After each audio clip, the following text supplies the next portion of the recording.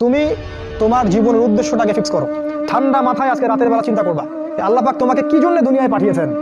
একটু চিন্তা করবা, 1 মিনিট একটু চিন্তা করবা যে তুমি পৃথিবীতে নাই, তুমি পৃথিবীতে নাই, তুমি মারা গেছো। চিন্তা করবা তুমি মারা গেছো।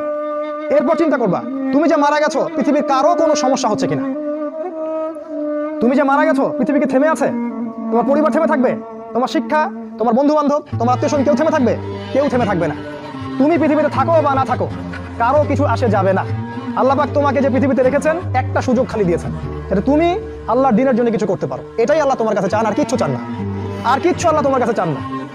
আল্লাহ চান তুমি একজন ভালো মানুষ হও, ভালো মুসলিম হও এবং দ্বীনের জন্য কিছু খেদমত করে পৃথিবী থেকে বিদায় নাও। এই দিন তুমি ছাড়াও বিজয়ী হবে ইনশাআল্লাহ। তুমি থাকো বা না থাকো এই দিন কিন্তু বিজয়ী হবেই। হয় তোমাকে নিয়ে হবে অথবা তোমাকে ছাড়াই হবে।